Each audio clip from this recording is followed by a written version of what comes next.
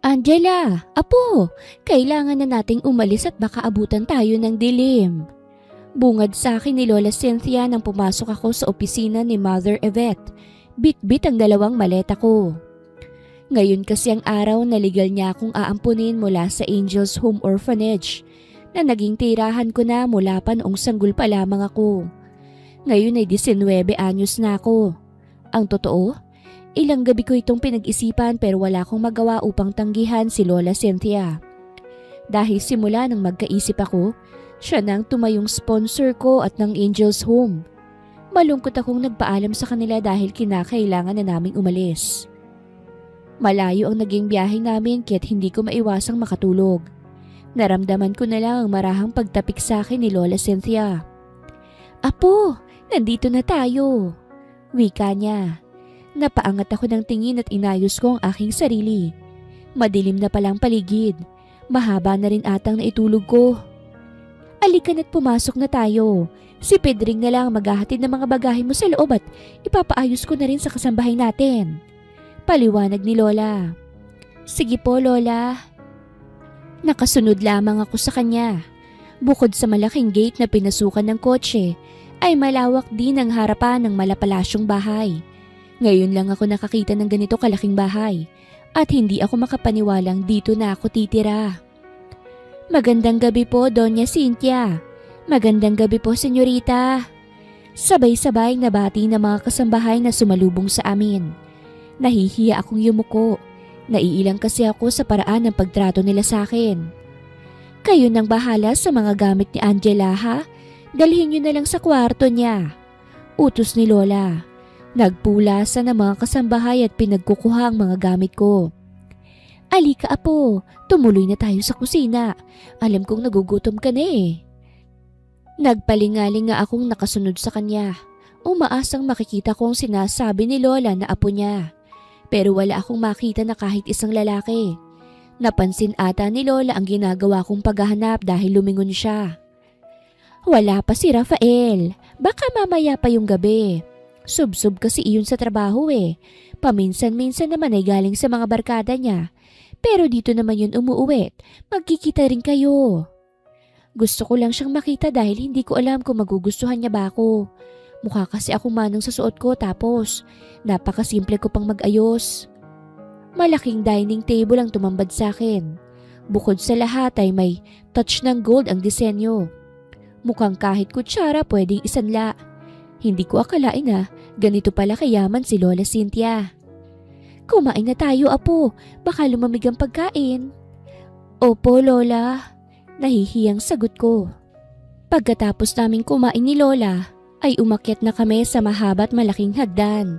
Nakakalula talaga dahil ganitong-ganito ang hagdan sa mga fairy tales kung saan bumababa si Cinderella habang suot ang malakit magandang gown niya. Mahaba rin ang nilakad namin bago tumigil si Lola sa pag-akay sa akin. "Dito na tayo, apo. Ito ang magiging kwarto mo," wika niya. Mula baba hanggang taas kong tiningnan ang malaking pinto. Napakaganda ng disenyo nito. Halatang pinaghirapang ukitin ang lahat ng detalye. Mukhang matibay at mabigat din to. "Dito po ang kwarto ko?" Hindi makapaniwalang tanong ko. "Oo, apo. Magpahinga ka na at alam kong pagod ka dahil sa biyahe. Mag-usap na lamang tayo bukas." Pagkatapos niya magpaalam sa akin, umupo muna ako sa malambot na kama. Sobrang yaman pala talaga ni Lola Cynthia. Maya-maya ay nakapag-adjust na rin ako. Kumuha ako ng isang pares sa pantulog at naligo ako sa banyo. Masarap din ang tubig dahil may maligamgam at may katamtaman lang ang tubig. Halos kalahating oras din akong naligo bago ako nagpasyang magbihis na para matulog. Pinatay ko ang ilaw at binuksan ang lampshade bago ako nahiga. Bigla akong napamulat nang may maramdaman akong yumakap sa akin. Paglingon ko, ay mukha ng lalaki ang tumambad sa akin at amoy alak pa siya. "Ah!" Malakas ang sigaw ko at napabalikwas ako ng bangon sa kama. At kinuha ko ang kumot at itinakip ko sa aking katawan.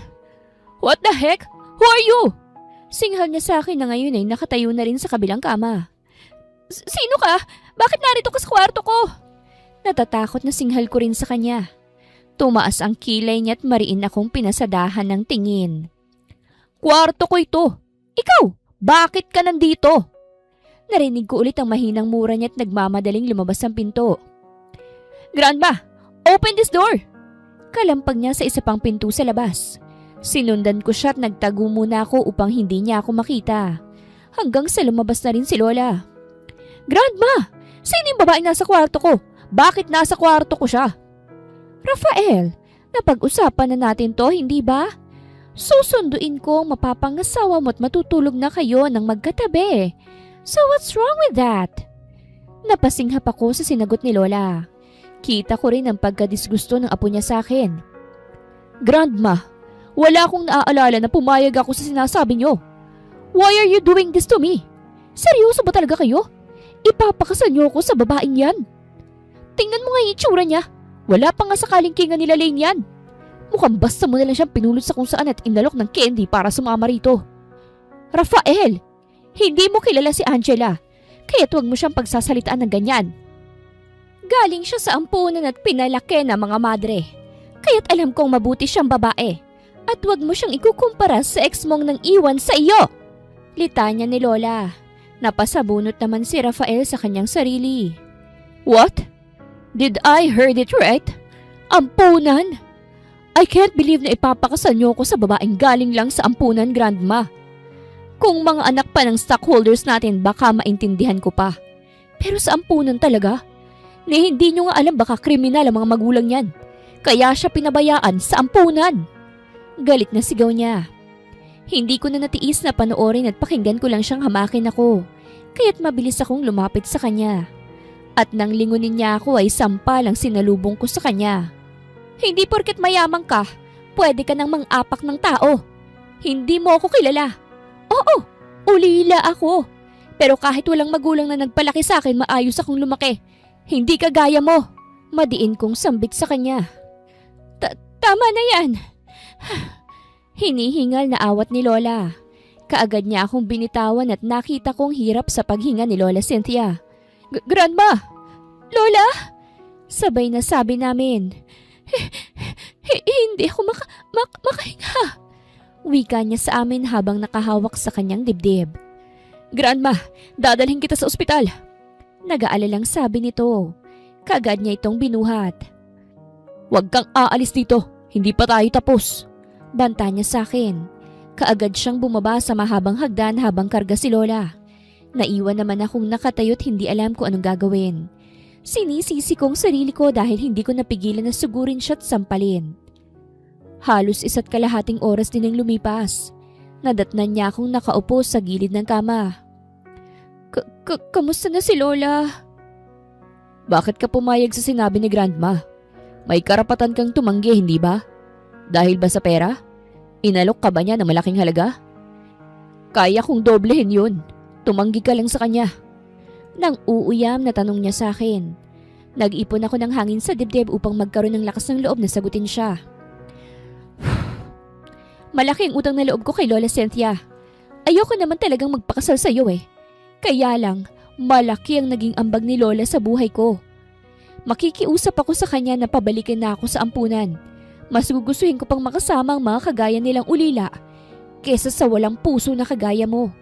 Kung kailangan kong lumuhod kay Lola, gagawin ko pabalikin lang niya ako.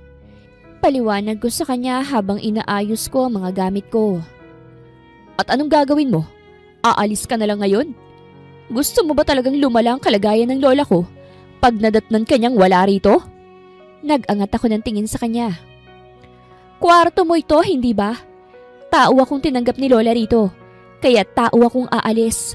Magpapalit na lang ako ng ibang kwarto. Total malaki naman tong bahay nyo. Matapang na sagot ko. No, stay here. Kailangan kong bumalik sa ospital. Hintayin muna nating maging okay si Grandma bago mo siya kausapin. Pagkatapos siyang sabihin yun ay umalis na siya. Malalim na ang gabi at ipinasya kong matulog na lamang upang magkaroon ako ng lakas na kausapin si Lola bukas. Kinabukasan, nalaman kong 3 araw pa daw si Lola sa ospital At may private nurse naman daw na tumitingin rito. Senyorita Angel, ipinabibigay po ni Senyorito Rafael. Inabot sa akin ng kasambahay ang malaking paper bag. Wear it tonight. I'll pick you up at 8 p.m. Iyon ang nakalagay sa note. Kinuha ko ang laman ng paper bag. Isang kulay itim na mermaid off-shoulder dress na may makinang na parang diamante sa buong harapan at may mahabang hiwa pa sa kanang hita na nagpaganda pa sa disenyo nito. May isang pares din na kulay itim na stiletto. Bukod ron, may nakita rin akong isa pang kahon. Binuksan ko't napangangako sa mamahaling gold necklace at earrings. Never pa akong nagsuot ng ganitong damit at hindi pa rin ako nakakapunta sa kung anumang party. Sigurado kong hindi yun basta-basta dahil sa napakagandang damit ang gusto niyang isuot ko. Pero bakit naman kaya gusto niya akong isama? 5 minuto bago mag 8:00 ay natapos na rin akong magbihis. May tumulong sa akin na mag-ayos. Makeup artist daw siya na ipinadala ni Rafael. Kaya lang ay nailang ako nang makita ang suot ko sa harapan ng salamin. Sobrang haba kasi ng cut sa kanang binti ko. Kaya pag sinusubukan kong lumakad ay lumalabas ang legs ko. Pati ang cleavage ko ay litaw din. Pababa na ako ng hagdan nang bumukas ang pintuan at iniluwa nito si Rafael. Narinig ko ang mabigat na paghakbang niya na lalong nagpapabigat sa aking paghinga. Hanggang sa masamyo ko ng mabangong amoy niya. Gorgeous. Nabaling ang tingin ko sa kanya nang marinig ko ang boses niya. Ayokong mag-expect kung ako bang maganda o ang damit ko. Nagtamang mata naming dalawa. Kung hindi ko pa narinig ang singhapan sa paligid, siguro hindi maaalis ang titig ko sa kanya. Ngayon ko lang kasi siya natitigan ng ganito. Sobrang lapit niya at malaki rin ang nagiging epekto niya sa akin. Nagulat ako nang ilahad niya ang kanyang kamay. Let's go. Seryosong sambit niya. Inilapat ko ang kamay ko sa kanyang palad at pinagsalikop niya ang kamay naming dalawa. Kitang-kita ko ang ngiti sa labi ng mga kasambahay nila habang ginigiya niya akong pababa. Paglabas namin ng bahay ay inalalayan din niya ako sa pagsakay sa kotse. Saka siya tumabi sa akin sa likuran. Pumasok naman yung driver at inumpisahan na niyang buksan ang makina. Saan tayo? Kinakabahang tanong ko. Malalaman mo rin mamaya. I just wanna thank you dahil pumayag kang sumama. Sambit niya. Mas mahinahon ang boses niya ngayon at mas kalmado. Kaya kahit papano, nakakahinga na ako ng maluwag. Tipid na ngiti na lang naging tugon ko. Sa isang malaking venue ipinarada ng driver ang kotse. Pagkababa ko ay kinuha niya ulit ang kamay ko upang ilagay niya sa braso niya. At dahan-dahan kaming lumakad patungo sa entrance ng venue. Ngunit pag-akyat namin sa baitang ng hagdan ay sumabit ang gown ko sa takong ko. Kaya't na out of balance ako. Mabilis niya akong naikabig na ikinagulat ko dahil yakap niya na ako. Kumabog lalo ang tibok ng puso ko nang magtamang tingin naming dalawa. Naamoy ko rin ang mabango niyang hininga at naramdaman ko ang matigas niyang katawan. Dahil sa higpit ng yakap niya sa bewang ko. Careful. Mahinang bulong niya sa akin. Sobrang lapit na ng kanyang mukha. Parang iisang hangin na lamang ang hinihinga naming dalawa. Rafael, ang ganda naman ng kasama mo ngayon. Ipakilala mo naman kami. Sabay kaming lumingon ni Rafael sa narinig naming nagsalita. Nakita ko rin na may maganda pa silang kasama na nakatingin lang kay Rafael. Napansin ko na matalim ang pagkakatitig niya rito pero agad din siyang bumaling ng tingin sa akin. I'd like all of you to meet my fiancée, Angela. Pakilala niya sa akin na bahagyang ikinagulat ko. Fiancée? Are you serious, Rafael? Kunot noong tanong ng lalaki. Angela, meet my friends. Inigo, Sandro, Fernan and Lalaine.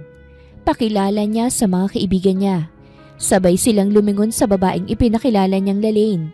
At kung hindi ako nagkakamali, siya ang babaeng hanggang ngayon ay mahal pa rin ni Rafael. Nakwento kasi ito ni Lola sa akin. 2 years ago daw ay iniwanan siya ni Lalaine sa hindi malamang dahilan. I'm sorry guys, maiwan ko muna kayo. Paalam ni Lalaine at mabilis tong humakbang palayo sa amin. Sinundan din agad ng isa niyang kaibigan. Bumaling ulit sa akin ang mga kaibigan niya. Ngunit ang mga mata ni Rafael ay nakasunod sa likuran ni Lalaine. Napakaganda nga niya talaga. Hindi na ako magtataka kung bakit mahal pa rin niya ito dahil pakiramdam ko, ganun din naman ang babae sa kanya. Nakita kong lungkot sa mga mata niya habang tinititigan niya kami ni Rafael. Akala ko hanggang tanaw lang ang gagawin ni Rafael, ngunit nagulat na lamang ako nang bigla niyang bitawan ng kamay ko at tumakbo patungo sa kung saan nagtungo sila Lane. Gustong mag-unahan ang mga luha ko pero pinigilan ko ang sarili. Hindi ito ang tamang time para mag-self-pity. Ayokong magmukhang kawawa. At bakit naman ako iiyak? Hindi naman totoo ang lahat. Wala namang kaming relasyon. Wala namang kaming nararamdaman para sa isa't isa. Are you okay? Babalik din yun. Baka mag-uusap lang sila. Matagal kasi silang hindi nagkita. Nakangiting wika ni Inigo. Oo nga Angela, pumasok na tayo sa loob. Mag-uumpisa na ang birthday party ni Bernard, ang isa pa naming kaibigan. Segunda naman ang nagngangalang Sandro. Mauna na kayo. May kukunin lang ako sa kotse. Naiwan ko kasi yung purse ko. Nakangiting wika ko sa kanila. Tumango lang sila sa akin at ngumiti. Nagtungo ako sa parking lot dahil naiwan ko naman talaga ang purse ko. Nakalimutan ko kasing bitbitin kanina dahil sa tindi ng kaba ko. Pagkarating ko sa parking lot kung nasaan ang kotse, ay agad din akong pinagbuksan ng driver. Ipapasarado ko na sana ang pinto nang makita ko sa hindi kalayuan si Rafael, habang nakasandal sila Lane sa kotse, at natigalgal ako nang makita ko kung papaano niyang hinalikan sila Lane. Angela, akala ko hindi ka nababalik eh. Nakangiting wika ni Inigo. Ngiti lang din ang itinugon ko sa kanya. By the way, seryoso ba talaga si Rafael? Fiancé ka niya? Kunot noong tanong ni Sandro. Siya na lang po ang kausapin niyo tungkol sa bagay na yan. Nahihiyang paliwanag ko sa kanya. Maya-maya may gwapong lalaking lumapit sa table namin. Sabay-sabay silang nagtayuan. Bro, happy birthday! Bati nila sa kanya. Ito pala ang tinutukoy nilang Bernard. Mukha siyang modelo sa isang business magazine. At kanino namang date ang magandang babae na yan? Pwede ko bang hiramin? Napalingon ako sa likod dahil diretso ang tingin niya sa akin. Ngunit wala namang ibang tao kaya't bumalik ang tingin ko sa kanya. Hi, I'm Bernard Villegas. May I know you? Magalang na tanong niya sa akin na ikinatawa nila Inigo at Sandro. Sorry ka Bernard, hindi mo siya mahihiram dahil fiancé na siya ni Rafael. Wika ni Inigo sa kanya. Napatingin sa kanila si Bernard at wari hindi naniniwala. Are you sure? Di ba bumalik na sila Lane? Nasaan na siya? O kamusta na siya? Hindi ko akalain na magbabalik pa siya pagkatapos ng ilang taon na paghahanap natin sa kanya. Wika ni Bernard. She's with Rafael. Baka nga tinangay na niya sila Lane.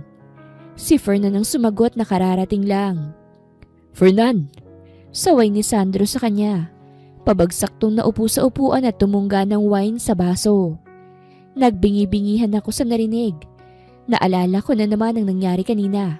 Kaya pilit ko na lang tinutuon ng sarili sa pag-inom ng tubig. Bakit? I'm just telling the truth. Baka nga sa mga oras na to, kung ano nang ginagawa nila. Dagdag pa ni Fernan. Siya ang sumunod kay Lane kanina kaya't siguradong alam niya ang mangyayari.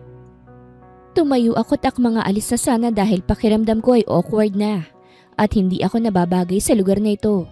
Nang pigilan ako ni Bernard at hinawakan ang kamay ko. Don't mind him. Baka nga papunta na yun dito eh. Matagal kasi silang hindi nagkita. Paliwanag niya sa akin. Okay lang ako. Besides, pwede naman siyang tumanggi sa kasal namin. Sagot ko na ikinagulat nilang lahat. Kung ganun pala naman, can I steal you from him? I want to dance with the most beautiful lady tonight. Nakangiting wika ni Bernard. Inilahad niya ang kamay niya at hindi ko na ito tinanggihan pa. Lumawak ang ngiti niya nang tanggapin ko ang paanyaya niya. Hindi ako marunong sumayaw. Nahihiyang sabi ko sa kanya. Don't you worry Angela. Kahit matigas ang katawan mo, kayang-kaya kanyang palambutin.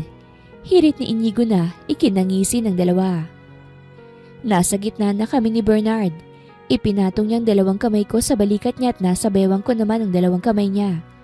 Hindi ko tuloy maiwasan na mahiya dahil nasa amin ang atensyon ng ibang naroroon. Kabilang na ang mga kaibigan nila Rafael. Total, mas interesado ako sa iyo. Pwede ba akong manligaw? Naiiling na napangiti ako sa kanya. What's funny? Wala lang. Ganyan ba talaga kayong mayayaman? Akala nyo porket matataas ang kalagayan nyo sa buhay at perpekto din ang pisikal na anyo nyo, madali lang para sa inyong mapaniwala ang lahat ng mga babae. Nakangising tanong ko. Natawa naman siya sa sinabi ko. Inilalapit niya ang labi niya sa tenga ko. So, inaamin mong magandang lalaki ako. Wika niya. Sasagot na sana ako nang bigla kong makita ang madilim na mukha ni Rafael. Mabilis siyang lumakad papunta sa amin. Kanina pa kita hinahanap. Bulalas niya sabay higit sa braso ko. Napangiwi ako sa mahigpit niyang hawak sa kamay ko. Pero pinigilan yun ni Bernard. Nagsilapitan din sila Inigo at Sandro. Bro, baka nakakalimutan mo nasa party tayo. At birthday ko pa. Kung gusto mo siyang kausapin, huwag sa marahas na paraan. Paalala ni Bernard. Naramdaman ko ang pagluwag ng hawak sa akin ni Rafael at huminga siya ng malalim. Pasensya ka na. Pwede ko na bang bawiin ang fiancé ko? May diin na salita niya. Binitawan ni Bernard ang kamay ni Rafael at humarap siya sa akin. If something happens, lumapit ka lang sa akin. I can save you from him. Sambit ni Bernard sa akin. Stupid! Sagot ni Rafael sabay hila ulit sa akin. Habang papalabas kami ng venue, ay lalong humihigpit ang hawak niya sa kamay ko. Rafael! Ano ba? Nasasaktan na ako! Inis na singhal ko sa kanya. Nasa labas na kami at gilid ng venue nang tumigil siya sa malaking hakbang niya. Kumirot na rin ang paa ko dahil sa sapatos sa suot ko. Ano bang problema mo? Bakit nagagalit ka na naman? Singhal ko sa kanya. Pinilit kong hilahin ang kamay ko at hinarap ko ang matalim niyang titig. Tinatanong mo pa ba? Umalis lang ako sandali, nakikipaglandian ka na? At sa mga kaibigan ko pa talaga. Galit na singhal niya sa akin. Nakikipaglandian? Nagsayaw lang kami sa gitna. Landian agad ang tawag doon. Wow! Ano bang gusto mong gawin ko? Magintay sa entrance kung saan mo ko iniwan at antayin kung kailan kayo matatapos maghalikan. Lalong kumunot ang noo niya sa sinabi ko. Nag-usap lang kami nila Lane. Katwiran niya na ikinatawa ko ng mapait dahil hindi ko na rin mapigilan ng sarili ko. Wow! Nag-usap? Iba na palang ibig sabihin ng nag-uusap ngayon, no? Naghahalikan na? Nang uuyam kong tanong sa kanya. Lumambot ang mukha niya dahil hindi ata makapaniwala sa sinabi ko. You saw us kissing? Kunot noong tanong niya sa akin. Yes. Hungrily and torridly. Ngayon sinong malandi sa ating dalawa? Naniningkit ang matang tanong ko. Huwag mong bigyan ng mali siya yun dahil wala lang yun sa akin. Mahinahong tugon nito. We don't have proper breakup, Angela.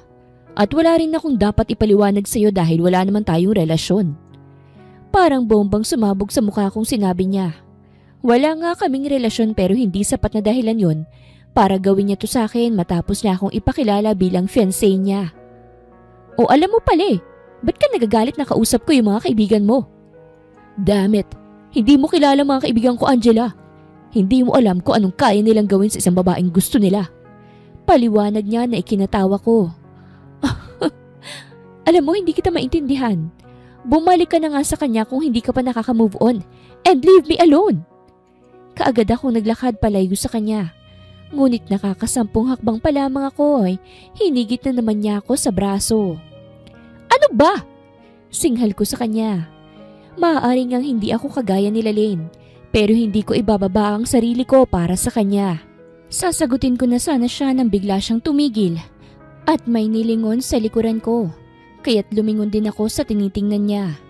Nakita kong pasuray-suray si Lane palabas ng venue. Halos masubsob na ito sa paghakbang sa hagdan. Huwag kang aalis dito. Ihahatid ko lang si Lane. Wala siyang sasakyan at lasing na siya. Naiintindihan mo ba? Hindi na ako nakasagot pa dahil bigla na lamang niya akong iniwan. Kaagad siyang lumapit kay Lane at inalalayan to sa kotse. Nakita ko rin na pilit inaalis ni Lane ng kamay niya pero mapilit si Rafael. Rafael's point of view. Lane is the reason kung bakit ko isinama si Angela sa party. Alam ko kasing dadalo ito sa party ni Bernard. Magkahalong emosyon ang nararamdaman ko nang bigla na lamang siyang umalis matapos kong ipakilala si Angel. I saw pain in her eyes. Nasasaktan ko siya pero kulang pa yun sa kabayaran ng ginawa niyang pag-iiwan sa akin. Ngunit nang sumunod sa kanya si Fernan ay nagpanik na ako. He was also my close friend, kaya't nagpaubaya siya sa akin kay Lalaine. Sabay kaming nanligaw ni Fernan sa kanya pero ako ang sinagot niya. Sa selos na nararamdaman ko'y natagpuan ko na lamang sarili kong hinahabol ang babaeng nang iwan sa akin. Natagpuan ko siyang umiiyak habang yakap ni Fernan, kaya't hinablot ko siya mula sa kanya. Galit na iniwan kami ni Fernan sa parking lot. Is it true? Naikakasal na kayo ng babaeng yun? Emosyonal na tanong niya sa akin. Yes, sambit ko. Ito na sigurong karma ko dahil sa pangiiwan ko sa iyo, Rafael.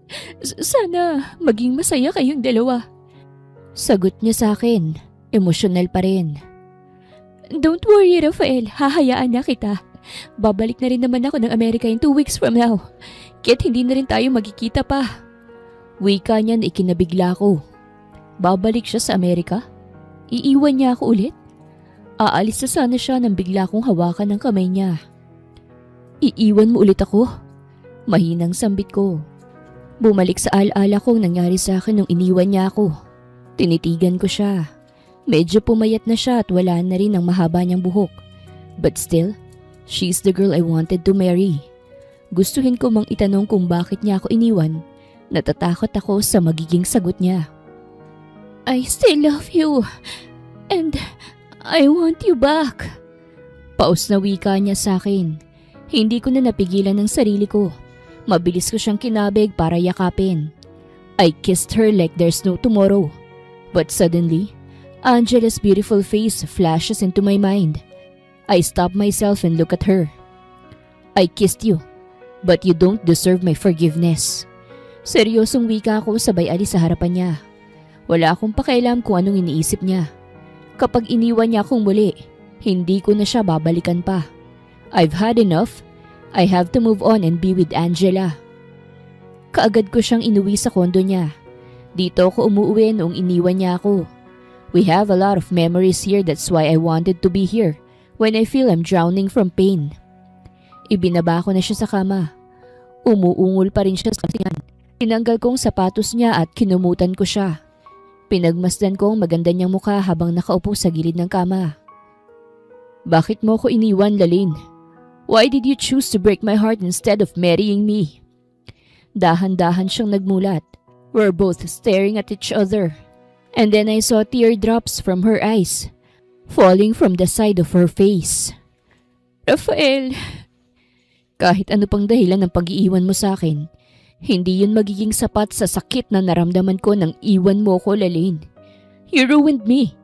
You make me lost and empty. You make me feel stupid from waiting for you every day. You hurt me like hell. How could you? Going back here and you said you still love me? Puno ng hinanakit na turan ko sa kanya. I'm sorry. If I could turn back the time, I would still choose to leave you, Rafael. Paulit-ulit na nag-rewind sa utak kong sinabi niya. Matagal bago nagproseso sa akin. Kung hindi pa siya nakatulog, hindi ko pa marirealize ang sinabi niya. I'm sorry. If I could turn back time, I would still choose to leave you, Rafael. Nang dahil sa sinabi niya, natagpuan ko na lang ang sariling binabaybay ang daan palabas ng kondo niya. Baliwala ang sakit na pinagdaanan ko sa nakalipas na 2 taon dahil kaya niya pa rin akong iwanan at saktan. Laglag ang balikat na tinungo kong parking lot. Kaagad kong inutusan ng driver na ibalik ako sa venue. Malakas na rin ang buhos ng ulan. Ngunit pagkarating ko sa venue, nag-uwian na pala ang mga bisita dahil maghahating gabi na rin. Pero kasalukuyan pa rin na naglilinis sa mga tauhan sa venue. Kahit anino ni Angela, hindi ko na makita. Nakaramdam tuloy ako ng konsensya dahil sa pangiiwan ko sa kanya. Hello? Nakauwi na ba si Angela? Tanong ko sa sumagot ng telepono sa bahay. Yes sir, hinatid po ng kaibigan niyo eh. Basang-basa po siya sir at nanginginig sa lamig. Sambit niya. What? Sino kaibigan? Bakit siya basa? Kunot noong tanong ko. Si Sir Bernard po. Nabasa po kasi siya ng ulan eh. Ipinagluto na lang po namin ng arroz caldo para mainitan ng tiyan bago uminom ng gamot dahil masama rin po ang pakiramdam niya. Sagot niya sa akin. May sakit si Angela? Pagbukas ko ng pinto ng kwarto, nakita kong nakahiga si Angela sa kama. Nakatalikod to sa pinto. Nakahinga ako ng maluwag dahil nakita ko na siya. Dahan-dahan akong lumapit sa kanya. Hinipo kong noo niya dahil sabi ni Manang, may lagnat daw to. Nasa noo niyang palad ko nang magmulat ang mga mata niya. Anong ginagawa mo? Gulat na wika niya sa akin. Para siyang napaso bigla sa hawak ko at kaagad niyang inalis ang kamay ko. Sabi sa akin ni Manang may lagnat ka raw. Kamusta ng pakiramdam mo? Nag-aalalang tanong ko sa kanya. Okay lang ako. Sagot niya sabay talikod sa akin. Humarap siya sa kabilang bahagi ng kama kaya't nagtungo ako sa kabila. Angela's point of view. Good morning. Pinagdala kita ng almusal pati na rin gamot. Kamusta ng pakiramdam mo? Seryosong tanong niya sa akin. Dahan-dahan akong umupo at sumandal sa kama.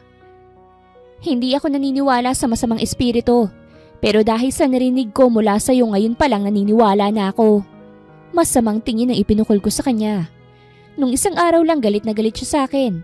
Ngayon ay para na siyang nahipa ng anghel. Kalimutan na natin ang mga nangyari nung isang araw. Payag na ako sa gusto ni Lola. Napaawang ang labi ko sa narinig. Ano? Payag ka na? Pero papaano sila? I don't want to talk about her. Matagal na kaming hiwalay. Paliwanag pa niya. Pero, hindi ko na naituloy ang sasabihin ko nang bigla siyang tumayo. Huwag ka nang mag-isip ng kung ano-ano. Ubusin mo yung pagkain mo para lumakas ka na ulit. Wika niya sabay labas ng pintuan ko. Kinabukasan ay nakauwi na rin si Lola Cynthia. Kinakamusta ko siya at halatang malakas na ulit siya. Gusto niya kaming makausap kaya't nagbihis ako ng simpleng damit bago bumaba. Maupo ka, Apo. Siya si Miss Andrada, ang wedding coordinator niyo.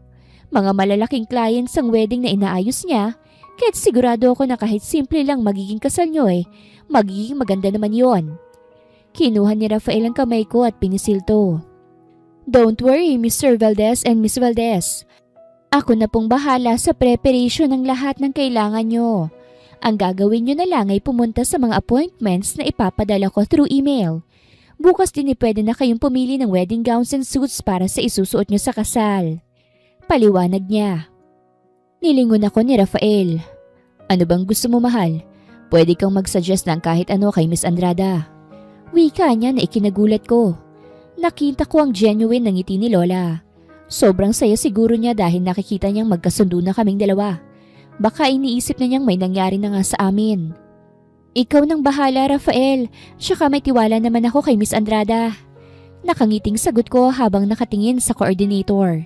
Wala pa siguro siyang asawa. Mas makinis at mas maganda pa ata siya sa akin. Ang haba pa ng legs niya at bagay na bagay ang corporate attire niya sa itsura niya. Pati posture niya napaka-elegante rin. Hindi na ako magtataka na napaka-professional niya. Okay, wala na tayong problema. Ikaw nang bahala, Miss Andrada. Ibibigay ko na lamang ang business email ko sa'yo.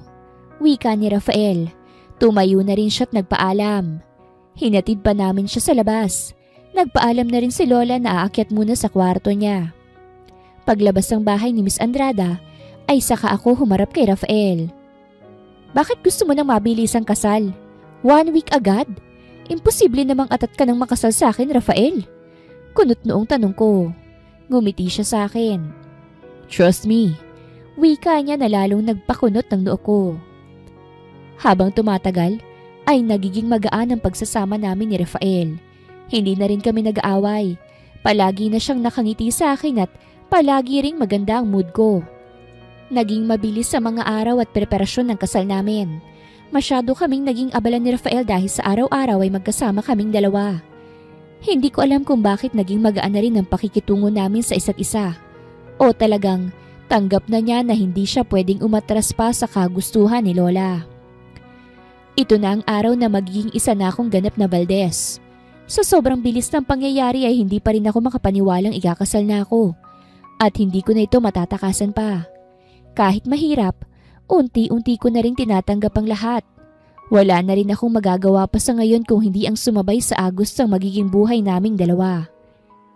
Kasalukuyan kong pinagmamasan ng aking sarili sa harapan ng malaking salamin. Isang simpleng off-shoulder mermaid lace ang suot kong wedding gown. Nakita ang buong likod ko. Si Lola ang pumili nito para sa akin dahil bagay na bagay daw sa kurba ng katawan ko. Sinalubong ako ni Lola at ni Mother Yvette. Sila kasi ang maghahatid sa akin sa altar. Nang mag-umpisang entourage, ay lalo na akong nanginig sa kaba. "Apo, okay ka lang ba?" Tanong ni Lola. Tumango ako. Naramdaman niya siguro ang panginginig ng kamay ko. Malayo pa lang ay tanaw ko na si Rafael. Lalo kong kinabahan sa pagtitig niya sa akin. Nakatayo sa likuran niya ang tatlo niyang kaibigan. Nang makalapit na ako kay Rafael, ay kaagad siyang humalik sa pisngi ni Lola. Nakipagbeso rin siya kay Mother Yvette na tumayo kong magulang simula nang mapadpad ako sa bahay ampunan. Nakangiting kinuha ni Rafael ang kamay ko at inalalayan ako makaupo. Wala pang kalahating oras ay tapos na rin ang misa. Hindi ko na rin namalayan dahil umaapaw ang nararamdaman ko dahil sa halo-halong emosyon. Nagpalakpakan ng lahat ng naging saksi sa pag-iisang dibdib naming dalawa. Lumapit din sila sa amin upang batiin kami. Hindi nakaligtas sa mga mata ko ang pasimpleng pagngiti sa akin ng mga kaibigan niya. Pagkatapos namin magsubuan ng cake at uminom ng wine ay pinakawalan namin ng maraming paru-paro. Hindi ko alam kung para saan yun pero napakaganda nilang pagmasdan. "Are you happy?" Nakangiting tanong ni Rafael. Nasa gitna kami ng dance floor at sweet na nagsasayaw. Ngumiti ako sa kanya bilang pagtugon. "Ikaw, masaya ka ba?" Tanong ko. "You're so beautiful." Sambit niya habang nakatitig sa akin. "Thank you, Rafael." Nakangiting sagot ko sa kanya. Nasa ganun kaming posisyon nang lumapit sa kanya si Sandro. "Bro, I know this is not the right time pero kailangan mong malaman ang nangyari kay Lalaine." Wika niya na nagpabura ng ngiti naming dalawa. "Lalaine is dying. She had cancer." Naramdaman ko ang unti-unting pagbitaw ni Rafael sa kamay ko. Matapos niyang marinig yun kay Inigo. Nawala ng kulay ang kanyang muka. Sobrang bilis ng pangyayari. Namalayan ko na lamang ang pagtakbo ni Rafael palayo at ang pag-iwan niya sa akin. Nanlambot ang mga tuhod ko dahil sa ginawa niya. Basta na lamang niya akong iniwan, ni hindi man lang niya muna pinatapos ang kasal namin. Isang oras nang nakalipas mula nang umalis si Rafael. Galit pa rin si Lola kahit alam niyang dahilan ng pag-alis nito. Ipinaliwanag ni Bernard ang lahat kung bakit siya umalis. Hindi ko alam kung ano bang dapat kong maramdaman. May karapatan ba akong masaktan? Nasa bingit ng kamatayan ng dati niyang kasintahan, ang babaeng mahal niya. Mahal pa rin niya si Lalaine. At ako, pantapa lang sa sugat na iiwan niya kay Rafael. Hindi ko akalain na sa maganda niyang mukha ay nagtatago ang matinding karamdaman. Paulit-ulit na lumarawan sa akin ang mukha ni Rafael nang sabihin yun ni Sandro. Imbis na magalit sa pag-iwan ni Rafael sa akin ay mas inintindi ko siya. Alam ko, yun ang kailangan niya ngayon. Alam kong nasasaktan siya ngayon. Alam kong nahihirapan siya ngayon. Unti-unting sumilay ang mapait na ngiti sa aking labi. Kanina ko pa gustong ilabas ang nagbabadyang luha sa aking mga mata. Pero inaalala ko si Lola. Ayokong lalo siyang magalit kay Rafael dahil sa pag-iwan sa akin. Isa-isang nagpaalam sa akin ang mga bisita. Nangingilid naman ang mga luhang pinahid ko bago pa maglandas sa aking mukha. Nahiga na lamang ako sa kama. Wala na rin akong ganang kumain pa dahil hinihila na rin ako ng antok. Nagising ako dahil sa kaluskos na narinig ko sa loob ng kwarto. Napaupo ako nang makita ko si Rafael. "Rafael!" Nag-angat siya ng tingin. Nakita ko ang pagod at pamumula ng kanyang mga mata. Nag-aayos siya ng bagahe sa maleta. Basta na lamang niyang pinaglalalagay ang mga yun na parang nagmamadali. "Saan ka pupunta?" Mahinahong tanong ko sa kanya. "Susundan ko si Lalaine. Nasa Amerika na siya. She needs me, Angela." Paus na sabi niya sa akin at ipinagpatuloy niya ang pag-iimpake. Magsasalita pa sana ako pero nagmamadali na siya mag-impake. Ni hindi man lang niya ako tinatapunan ng tingin. "Mag-ingat ka." Sambit ko nang matapos na siyang mag-impake. Tumayo siya at binitbit niya ang maleta. Tumigil siya sa tapat ng pinto at nilingon ako. I'm sorry. Tuluyan na siyang lumabas. Nag-umpisang mag-unahan ng luhang kanina ko pang pinipigilan. Bakit ako nasasaktan? Bakit? Mahal ko na ba talaga siya? Bakit parang ayaw kong umalis siya? Pinahid kong luha sa mga mata ko. Natagpuan ko na lang ang sarili kong bumababa sa hagdan upang habulin si Rafael. Nakita ko siyang papasakay na sa kotse. Rafael! Tumingin siya sa akin. Humakbang ako papalapit sa kanya. Kahit hindi ako sigurado sa sasabihin niya. Kailan ka babalik? Tanong ko. Gusto ko siyang yakapin pero hindi ko kaya. Hindi ko alam. I'm sorry but I have to go. Pagkatapos niyang sabihin yun ay sumakay na siya sa kotse. Gustong tumiklop ng mga binti ko habang tinatanaw ang papalayong kotse ni Rafael. Hindi ko na pinigilan ang paglandas ng aking mga luha. Umabot ng 2 linggo ay hindi pa rin siya umuwi sa bahay. Si Lolang namamahala ngayon sa negosyo niya. Sa katunayan, nasa labas siya ng bansa para sa business conference. Nabalitaan ko rin kay Inigo na wala na sila Lane. Kaya't labis akong nag-aalala kay Rafael. Lumipas ang maghapon pero nakatulala pa rin ako habang nakaupo sa ibabaw ng kama. Nakailang balik na rin dito si Manang Adela para kamustahin ako at kumain. Pero hindi pa rin ako bumababa. Hihiga na sana ako sa kama upang magpahinga nang bumukas ang pinto.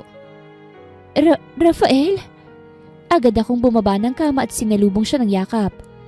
Bumalik ka na!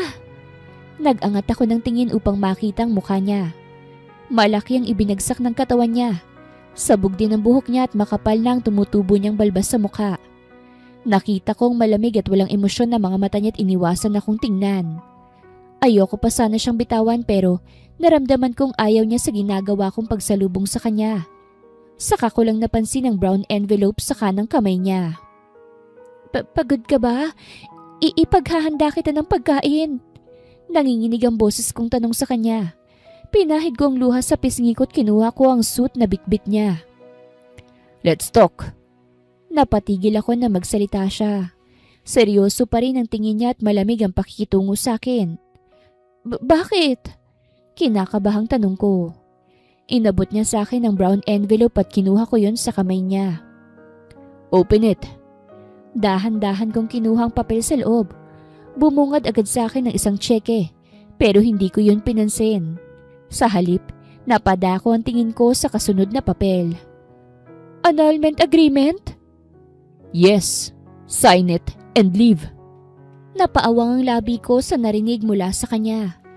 Gusto na niyang ipawalang bisa ang kasal namin. Ikaw nang bahala kung magkanong halagang kailangan mo para mag-umpisang muli. Ipapaasikaso ko agad yun sa sekretarya ko para maipadala na sayo. Nag-init ang sulok ng aking mga mata at hindi ko na napigilan ng umiyak sa harapan niya. Pero wala man lang ako nakitang pagbabago sa tingin niya sa akin. Akmang lalabas na siya ng kwarto nang pigilan ko ang braso niya. Bakit? Paus na tanong ko sa kanya. Patuloy pa rin sa pagtulo ang mga luha ko. Hindi kita mahal, Angela. Ginamit lang kita upang pasakitan sila Lane nang sa ganun makaganti ako sa kanya. Pero bumalik lahat sa akin ang ginawa kong mali. Nasaktan ko na siya. Naghirap pa siya ng husto. At ngayon wala na akong maihaharap pa sa'yo. Paliwanag niya. Rafael, hindi mo naman kasalanan ng lahat eh. Huwag mong sisihin ang sarili mo. Willing naman ako maghintay kahit gaano katagal. Niyuko niya ako tiningnan. Kahit kailan, hindi mo mapapalitan sila Lane. Umaasa akong pagbalik ko pirmado mo ng papeles na yan at wala ka na rito. Mabilis niyang binawi ang braso niya na hawak ko at agad siyang lumabas ng pinto. Tuluyan na akong nalugmok sa sahig. Hinawakan ko ang aking dibdib dahil pakiramdam ko hindi ako makahinga. Bakit ba napakadali lang para sa kanyang lahat? Bakit kailangan niyang gawin to sa akin? Bakit kailangan niyang sabihin pa yon? Alam kong hindi ko kayang palitan sila Lane pero hindi ko naman hinihiling yon. Ang gusto ko lang ay manatili sa tabi niya, ang makasama siya. Ilang oras kong tiningnan ang papeles. Natuyo na rin ang mga luha ko pero nandun pa rin ang sakit. Dahan-dahan akong tumayo at kinuha ang ballpen sa cabinet. Muling lumanda sa mga luha ko na akala ko ay ubos na nang pirmahan ko ang annulment papers namin. Wala akong karapatan na humingi ng kahit anuman sa kanya dahil alam kong hindi naman ako nagkaroon ng puwang sa puso niya. Mabilis kong inimpake ang mga gamit ko. Kung ano lang ang dinala ko sa pagpunta rito, ay yun lang din ang inayos ko sa malaking bag. Nag-iwan ako ng sulat kay Lola bilang pasasalamat at paghingi ng tawad. Mas doble ang nararamdaman kong sakit dahil napamahal na ako sa kanya. Pero alam kong ito ang tama akong gawin. Malalim ng gabi nang magpasya akong bumaba bitbit ang mga gamit ko. Pagbukas ko ng pinto ay bumagsak sa harapan ko si Rafael kaya't nagulat ako. "Rafael, baby! Dahan-dahan lang kasi!" Boses ng babae yon. Lumaki ang bukas ng pinto at nakita kong kasama niyang babae. Halos luwa ng kaluluwa nito sa iksi at hapit ng damit. "Sino ka?" Tanong ko sa babae. "Ako? Just call me Maymay." Nakangising sabi niya. Hawak niya sa braso si Rafael dahil sa kalasingan nito. "Ikaw, sino ka?" Nakataas ang kilay na tanong niya. Ako? Asawa niya." Wala sa loob na sagot ko. "Ay, mabuti naman. Dalhin mo na siya sa kwarto niyo at baka sukahan pa ako nito. At ayoko rin makipagsabunutan sa'yo, kaya sa'yo na yan. Bye." Nakangising wika niya sa akin bago bitawan si Rafael. Bala ko pa sana siyang tawagin pero mabilis na siyang umalis. "Rafael, hindi kita kaya. Ang bigat mo." Reklamo ko sa kanya. Dahan-dahan akong humakbang paakyat sa kwarto namin. Hindi ko alam kung paano kami nakaakyat. Puro ungo lang naririnig ko sa kanya. Nanghihina akong ibinagsak siya sa kama. Napatukod ako sa tuhod ko dahil sa sobrang pagod at bumawi ng paghinga. Pagkatapos ay tinanggal ko ang sapatos niya at kinumutan ko siya. "Magpahinga ka na, huwag mong pabayaan ang sarili mo. Aalis na ako gaya ng gusto mo." Hinila niyang kamay ko at nanatili siyang nakapikit. Huwag kang umalis. Huwag mo akong iiwan. Mahal na mahal kita." Mabigat ang aking katawan nang umalis ako sa mansyon. Naging marupok akong tugunin ang biglang pagkabig niya sa akin at paghalik. Natagpuan ko na lamang ang aking sarili sa ilalim niya at parehas kaming walang saplot sa katawan. Matinding sakit ang nararamdaman ko nang tuluyan niya akong maangkin. Pagkatapos ng nangyari sa amin ay tinuloy ko pa rin ang pag-alis dahil alam kong nagawa niya lang yon dahil sa kalasingan niya. Kagaya nga ng sabi niya, kahit kailan, hindi ko mapapalitan si Lalaine. Wala akong pinagsisisihan dahil ginusto ko rin ang nangyari sa amin. Umaasa akong matagpuan rin niya ang sarili niya sa pag-alis ko. Umaasa akong makabalik siya sa dating sarili at malagpasan ng sakit na idinulot sa kanya ng babaeng pinakamamahal niya. Nakaramdam ako ng pagkalam ng sikmura dahil walang tigil ako sa paglakad simula nang umalis ako sa mansyon. Medyo mataas na rin ang araw, nakakapaso na rin ang init sa balat, kaya't lalo akong nakaramdam ng panghihina. Nagpatuloy pa rin ako sa paglalakad kahit nanginginig na ako sa gutom. Mabigat din ang dala kong bag kaya't lalo akong napagod. Naagaw ng atensyon ko ang isang magandang babae sa malaking screen ng mataas na gusali.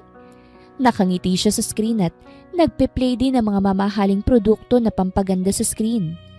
Sa tingin ko ay nasa 40s pa lang ang babae pero napakaganda pa rin ng kutis nito at maintain din ng figure. Pakiramdam ko tuloy. Matagal ko na siyang kilala dahil sa pamilyar na itsura niya. Nakaramdam ulit ako ng labis na pagkahilo. Dahil na rin siguro sa pagod at gutom ko. Hindi ko maiwasang mapasandal sa mamahaling kotse na nasa gilid ng malaking building. Ibinaba ko ang aking mga dala at pinilit labanan ng pagkahilo.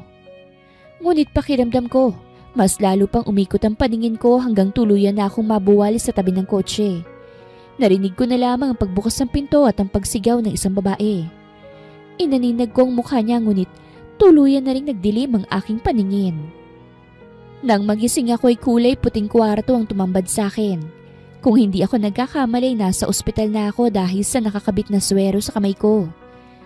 "Thank goodness you're awake!" Wika ng magandang babaeng nakatunghay sa akin. Ipinikit ko ang aking mga mata at dumilot ulit. Hindi kasi ako makapaniwalang siya ang nakikita ko. Ang babaeng nasa malaking screen ay nasa harapan ko na ngayon at mas maganda pa siya sa personal. "Kamusta ka na?" Nag-aalalang tanong niya. Hindi pa rin ako makapagsalita dahil masyado akong nakatuon sa kabuuan niya. Pakiramdam ko kasi matagal ko na siyang nakilala o nakita. Okay lang po. Bakit po ako nandito? Nahimatay ka kasi sa gilid ng kotse ko. Sagot niya. Pasensya na po kayo, ma'am, kung naabala ko pa po kayo. Okay na po ako. Wala po akong pambayad sa ospital kaya kailangan ko na pong lumabas. Akmang tatayo na ako nang pinigilan niya ako. It's okay, Iha. Ako na bahala sa'yo. Magpahinga ka na lamang dito. Ang sabi ng doktor wala naman daw problema sa'yo. Kaya lang mahina ka pa. Kailangan mo rin kumain. Napansin kong namumutla at pagod na pagod. May dala ka pang malaking bag. Pwede ko bang malaman kung ano nangyari sa'yo? Tanong niya. Nangilid ang luha ko nang maalala kong nangyari kahapon sa pagitan namin ni Rafael. Are you okay? Hindi na kita pipilitin kung ayaw mo. May pamilya ka ba? Tatawagan ko sila para malaman ang kalagayan mo. Sunod-sunod akong umiling. Simula nang umalis na ako sa mansyon ay nawalan na ako ng pamilya. Hindi naman ako makakabalik sa ampunan. Wala po akong pamilya. Mag-isa na lang po ako sa buhay. Tuluyan ang bumuhos ang aking luhat na pahigbi na lamang ako sa kama. Ngayon lang rumihistro sa utak kong lahat. Isang hagod sa likuran ang nagpaangat sa mukha ko. Nakita kong labis siyang nag-aalala sa akin. Huwag kang mag-alala. Simula ngayon ako na ang magiging pamilya mo. Saad niya na ikinagulat ko. Po? Hindi makapaniwalang saad ko. Sapat na sa akin ang damayan niya ako pero ang sabihin niyang magiging bahagi na ako ng sinasabi niyang pamilya ay hindi ko inaasahan. Nakangiti siya sa akin at tumango. Oo, simula ngayon hindi ka na nag-iisa. Uuwi tayo sa bahay mamaya para makilala mo ang pamilya ko. Dagdag pa niya. Umiling naman ako sa kanya. Pero hindi niyo po ako kilala, ma'am. Tapos isasama niyo po ako sa inyo? Nagtatakang tanong ko. Iha, kahit hindi kita kilala magaan ang loob ko sa'yo. At sigurado akong may mabuti kang puso. Sabi niya, lalo naman akong napahikbi. Pareho pala kami ng nararamdaman. Hindi ko akalain na sa likod ng maganda at maamo niyang mukha ay maganda rin ang puso niya. Niyakap niya ako nang wala na akong nasabi pa. Masaya kong nakatungtong na ulit ako sa airport ng Pilipinas. 1 taon na rin ang nakalipas. Kalalapag lang ng eroplano na sinakyan namin mula sa Korea. 1 linggo matapos akong iuwi ni Ma'am Frida sa kanilang mansyon, ay lumipad na agad kami patungong Korea. Para sa skincare products na dinedevelop ng malaking kumpanya roon at eksklusibong nakapangalan sa Amore Corporation, ang kumpanyang pagmamay-ari ng asawa ni Ma'am Frida na si Sir Allen Kim, isang half Korean and half Filipino. Akong nagsilbing sekretarya ni Ma'am Frida, tagasagot ng tawag at taga-check ng mga appointments niya. Naging mabuti sila sa akin kaya't ginawa kong lahat para suklian yon. Isang Amore Corporation sa pinakatanyag sa skincare products sa Asia, maging sa iba pang western countries. At marami ang tumatangkilik dito ng mga sikat na artista, modelo at iba pang kilalang personalidad. Ma'am, bakit kailangan na nating umuwi agad? Hindi ko man lang na-enjoy ang Jeju Island.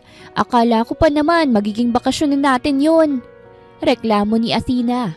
Siyang nag-iisang anak ni Ma'am Frida at Sir Augusto. 5 taon ang agwat ng edad niya sa akin at napakaganda rin niya. Pero mas kamukha siya ng kanyang ama. Athena, pwede ka namang bumalik doon anytime anak. Kung gusto mo isama mo si Marinor. Puro trabaho kasing inaatupag niya nung umalis tayo. Kaya't siguradong hindi na niya na-enjoy ang winter season doon. Nakangiting paliwanag ni Ma'am Frida.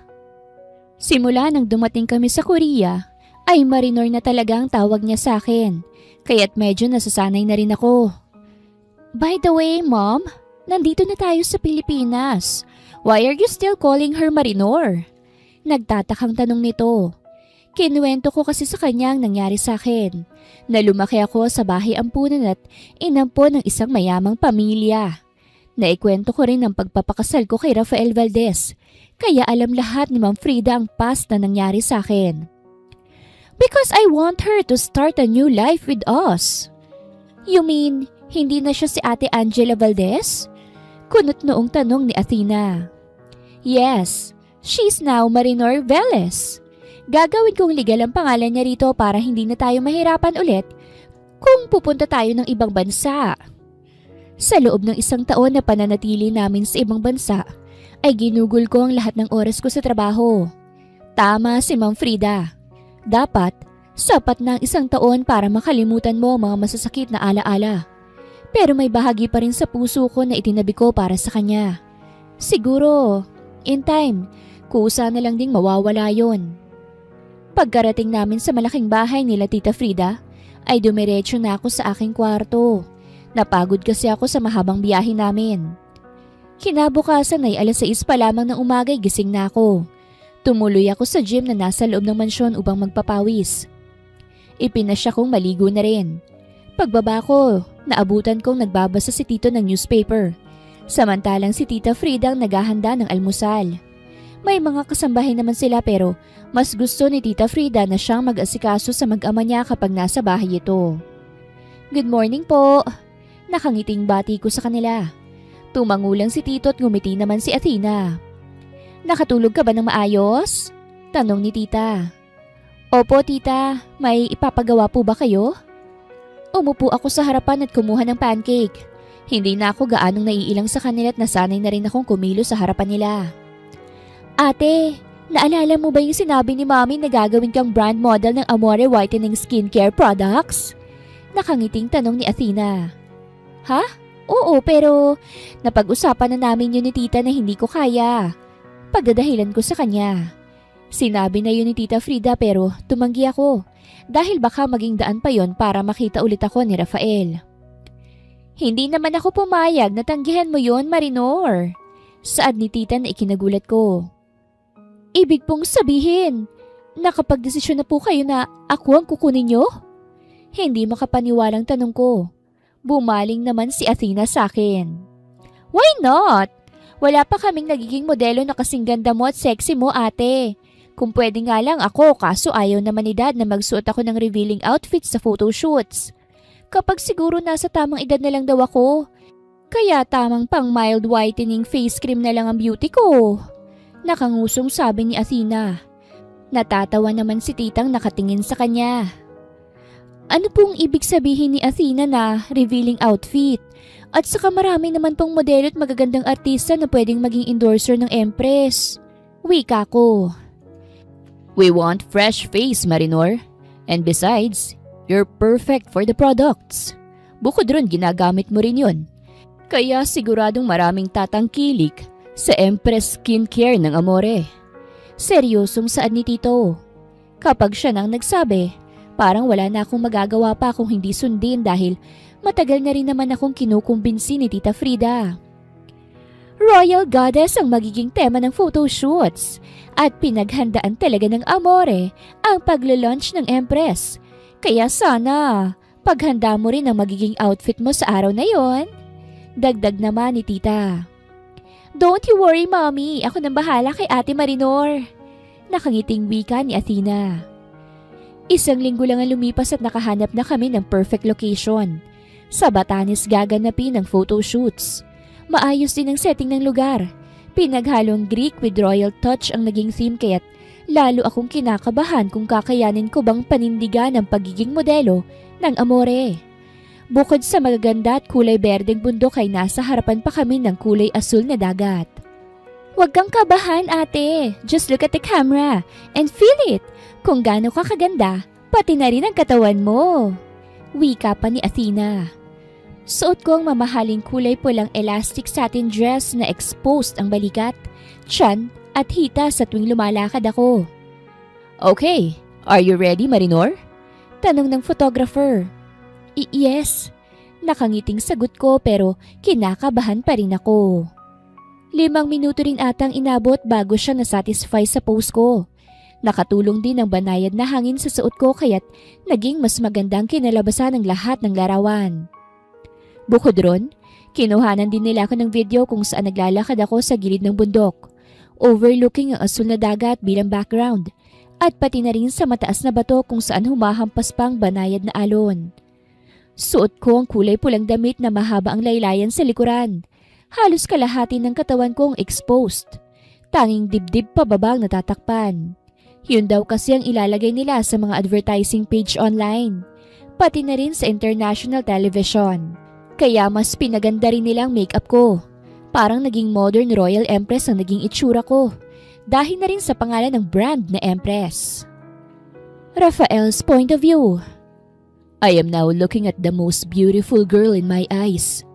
She's wearing a red elegant dress, revealing every curve of her body, walking like a fragile crystal, and smiling like an angel in front of every person at this huge event where she's the center of attraction.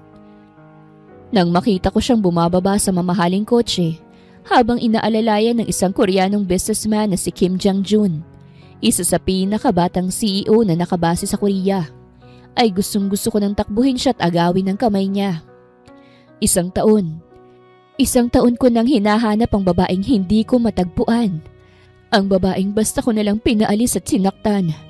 Kulang na lang baliktarin kong buong Pilipinas mahanap ko lang siya.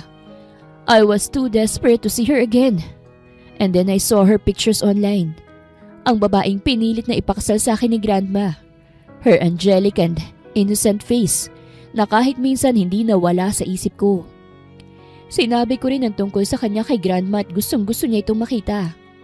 Halos isang buwan din akong hindi kinausap ni Grandma dahil sa pagpapaalis ko kay Angela.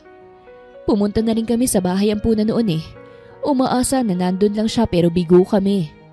And now, I'm looking at her, smiling to Mr. Kim. Hindi ko maiwasan ang pag-igting ng aking panga sa tuwing makikita kong paghawak niya sa bewang ni Angela. Para bang sinasabi niyang sa kanyang babaeng hawak niya at walang pwedeng umangkin sa kanya. Inaamin kong napakagwapo rin ito, lalo sa suot nitong dark suit pero hindi ako papayag na malamangan ng kagaya niya. I have my ways of owning my wife again. Mula sa malayo, kitang-kita kong lahat ng paggalaw niya. How she walked gracefully in front of the crowd, including Mr. Kim na hindi man lang inaalis ang tingin sa asawa ko.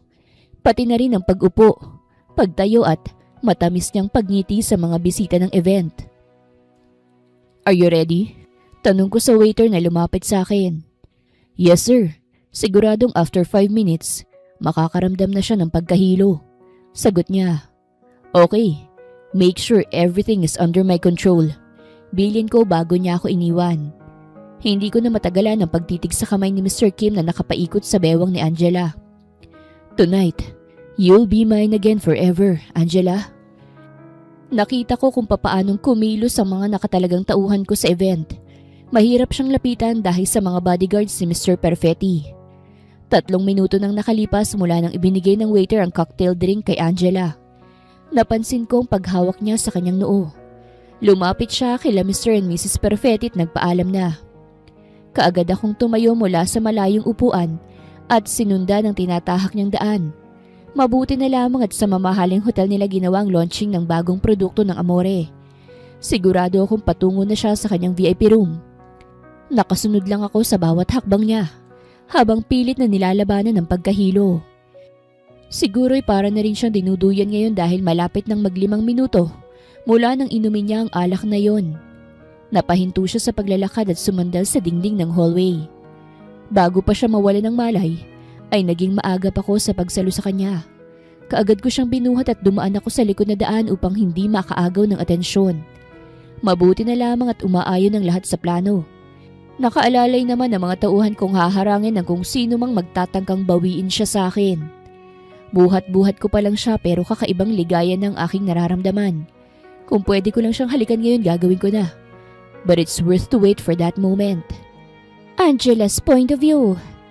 Napangiti ako dahil sa pamilyar na bangong naaamoy ko. Naramdaman ko rin ang mainit niyang hininga sa pagitan ng aking leeg. Hindi ko maiwasang mapaungol nang maramdaman ang malambot niyang labi sa aking labi. Magaan lang ang halik pero naguudyok sa akin na tugunin ko yon. Hanggang sa bumaba yun sa aking panga, leeg at balikat. Naramdaman kong marahan niyang pagbaba sa manipis na tela sa aking balikat at ang paghapit pa niya sa katawan ko. Higit sa lahat, ang matigas na bagay na kumikiskis sa hita ko. Parang hindi ito panaginip. Parang bigla akong napamulat. Ang inaakala kong panaginip ay totoo palang nangyayari. Ngunit gano'n na lang pagkabigla ko ng magtamang mata naming dalawa. Hi mahal, good morning. Nakangiting bati niya sa akin. Kaagad kong sinipa ang junjun niya sa pagkabigla. Oh shit! Bulalas niya pero hindi ko pinagtuunan ng pansin kahit nasaktan pa siya sa ginawa ko. Rafael! Anong ginagawa ko dito? Bakit ako nandito? Anong ginagawa mo sa akin, ha? Papaanong... Ang huli kong naalala ay ang pagtikim ko ng cocktail drink na yun sa party kagabi. Pagkatapos ay nagpaalam na ako sa kanila dahil nakaramdam ako ng antok. Umakyat ako sa room para magpahinga nang biglang napalingon ako sa glass wall. Mula sa hinihigaan kong kama ay tanaw na tanaw ang kulay puting buhangin at kulay asul na dagat. Oh no! Walang hiya ka? Saan mo ako dinala ha? Ibalik mo ako kila tita! Sigaw ko habang hinahampas ko siya ng kamay ko. Angela, huminahon ka. Andito tayo para mag-honeymoon. Nanlaki ang mata ko sa sinabi niya. Honeymoon? Sira ba yung tuktok mo? Anong honeymoon na sinasabi mo? Hiwalay na tayo kahit ibalik mo ako sa amin. Patuloy ako sa paghampas sa dibdib niya nang hulihin niya ang dalawang kamay ko. Hindi tayo hiwalay. Iniwanan mo ako pagkatapos ng may nangyari sa atin. Napaawang ang labi ko sa sinabi niya. Bumalik sa alaala kong nangyari sa amin nung gabing yun.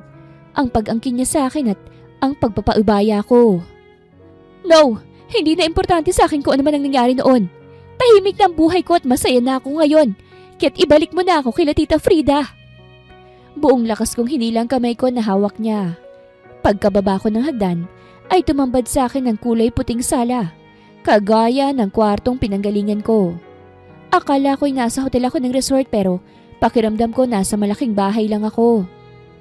Nakakamanghang tanawin ang bumungad sa akin. Ang pinagdikit-dikit na kawayang tulay patungo sa dalampasigan. Sumasamyo din sa mahaba at kulot kong buhok ang mabining hangin mula sa lugar. Pero kahit isang sasakyan, wala akong matanaw. Nasaan na ako? Bakit ba parang nasa isla ko? Walang ibang tao maliban lang sa amin? I'm sorry to tell you. Pero walang ibang way paalis dito kung hindi chopper or bangka. Wika niya sa likuran ko. Nakasuot siya ng shorts. Kanina kasi parang naka-boxers lang siya. Hindi ko napansin ang itsura niya kanina dahil sa pagkabigla ko. Ngayon ko lang napagmasdan ulit ang gwapo niyang mukha, ang kanyang mga muscles sa katawan at ang kanyang hinulmang tiyan. Look Rafael, iuwi mo na ako. May nag-aalala sa aking pamilya. Marami akong commitments ngayon sa Amore. Kung ano man ang plano mo, wag mo nang ituloy. Matagal na tayong tapos eh. Ibinigay ko ng annulment na hinihingi mo. Kaya wala nang dahilan para magkita pa tayo. Naiintindihan mo? Mahinahon na wika ako sa kanya. Lumapit siya sa akin kaya't umatras ako. Wala kang ibang uuwian kung hindi sa akin. Dahil hindi pa tayo anal. May bisa pa rin ang kasal natin at mag-asawa pa rin tayo. Nakangiting wika niya na nagpalaglag ng pangako. Ano bang sinasabi mo, Rafael? Kung gusto mo ulit akong paglaruan, please lang maawa ka. Matagal bago kita nakalimutan. At hindi na ako papayag na masaktan mo ko ulit. Nangingilid na ang luha kong sabi sa kanya. Nakalimutan mo na ba yung mga sinabi mo sa akin? Kahit kailan hindi ko mapapalitan sa puso mo sila Lane. So anong palabas to, Rafael? I'm sorry. Kung maaga ko lang sanang na-realize na mahal na kita, hindi na sana kita nasaktan pa. Kung hindi lang ako na-guilty dahil sa nangyari kay Lane hindi na sana tayo aabot sa ganito. Please Angela, forgive me. I want you back. Be my wife again and I promise na hindi na kita sasaktan muli. Mahal mo ako? Paano nangyari yun? Diba, sila Lane ang mahal mo noon? Tanong ko sa kanya matapos ko siyang maitulak sa pagkabigla. Napabuntong hininga siya at nakita kong lungkot sa kanyang mga mata. Hindi ko rin akalain na maririnig ko yun mula sa kanya. Simula nang makilala kita, unti-unting nabuo ang pagtingin ko sa'yo. Mahirap ipaliwanag, Angela. Siguro kaya lagi kong gustong makita at makasama dahil nabaling ng atensyon ko sa'yo. Lalo na noong pinagtabuyan na ako ni Lane at sinabi niyang hindi siya nagsisising iniwan niya ako. Natuon lang ang buong atensyon ko sa'yo kaya siguro maluwag na rin sa loob kong tanggapin na makasal sa'yo. Pero nang malaman kong dahilan ng pag-iwan sa akin ni Lane, nasaktan ako at na guilty. Ang akala ko noon pareho pa rin ang nararamdaman namin sa isa't isa. Sinisisi kong sarili ko ng oras na yon dahil sa kabila ng paghihirap niya noong bigla siyang umalis. Mas lalong lumalim ang galit ko sa kanya. Dahil hindi ko alam ang dahilan ng lahat at kung bakit niya ako nagawang iwanan. At naisip ko ang pinagsamahan namin ng 2 taon. Ginawa kong lahat upang gumaling siya. Pero hindi kinaya ng katawan niya ang operasyon. Nasaksihan kong lahat kung paano siya naghirap at tuluyan ko na rin siyang napatawad. Hanggang sa huling hininga niya. Nagpasya na akong makipaghiwalay sa iyo dahil nilamon ako ng lungkot sa pagkawala niya, Angela. Gulong-gulo na rin ang isip ko noon. At naisip ko kung makikita mo ako sa ganung kalagayan, baka masaktan lang kita. At ayoko nang mangyari ulit yun. I'm sorry. I'm sorry dahil nasaktan kita. Ginawa ko lang yun because I don't want to hurt you. Noong mga panahon na yun, nakakulong pa rin ako sa alaala ni Lane. Nagdesisyon akong pakawalan ka para makapag-umpisa ka ng sarili mong buhay. Pero hindi mo tinanggap ang tulong na inaalok ko sa'yo. Hinarap ko ang galit nilang lahat sa akin because I know I deserved it. And I'm so sorry dahil ginawa ko yun sa'yo bago ka magpasyang umalis. I know ikaw ang kasama ko nung gabing yun. Nung ma-realize kong pagkakamali ko ay pinahanap kita. I'm too desperate to find you. Sa loob ng 1 taon na hinahanap kita, para na akong mababaliw. Paus na bulong niya sa akin. At anong gusto mong mangyari? Ang bumalik ako sa'yo? Paano naging buhay ko sa lumipas na taon? Paano ng pamilyang kumupkup sa akin? Paano ko sila tatalikuran? Angela, I can give you time to decide kung anong gusto mong gawin. Pero hindi ako papayag na umuwi na tayo nang hindi ka nagdidesisyon na bumalik na sa akin. So that, I'll give you 6 hours to decide. Nanlaki ang mga mata ko sa sinabi niya. 6 hours lang? Paano kung hindi ako pumayag na bumalik sa'yo sa loob ng 6 hours? Inis na singhal ko sa kanya. Still, wala ka pa rin pagpipilian kung hindi ang bumalik sa akin. Sapat na ang haba ng 6 na oras sa'yo sa pasensya ko. Pagkatapos naming mag-usap ay bumalik ulit kami sa kwarto. Pagkatapos ay nagtungo ako sa veranda. Nasa kusina naman siya para magluto. Sa totoo lang wala naman talaga akong galit sa kanya. Parehas kaming nailagay sa alanganing sitwasyon. Parehas naming hindi ginusto ang nangyari. Pero lahat ng sinabi niya kanina ay tumagos sa aking puso. Pagkababa ko pa lang ng hagdan ay nasa akin ang atensyon niya. Lalo tuloy akong nahiya dahil pinasadahan niya ako ng tingin mula ulo hanggang paa. Nagpalit na kasi ako ng puting bestida. Kung ganito ba naman kaganda ang bubungad sa akin every morning, tapos nasa paraiso pa ako. Mas gugustuhin ko pang wag nang bumalik sa syudad. Nakangiting wika niya sa akin. Kakatapos lang din siguro niya maghanda ng pagkain at amoy na amoy ko pang mga hinain niya sa mesa. Nakapagdesisyon na ako, Rafael. Tumitig siya sa mga mata ko, pero halatang kinakabahan din siya sa pwede kong sabihin sa kanya. Pumapayag na akong bumalik sa'yo. Kung wala rin naman akong pagpipilian kung hindi ang pumayag sa gusto niyang mangyari, bakit ko pa patatagalin? Nasaktan ako noon pero wala akong galit sa kanya. Hindi naman kasi kami dumaan sa maayos na relasyon kung hindi sa sapilitang kasal at utang na loob. At hindi naman nagbagong nararamdaman ko para sa kanya.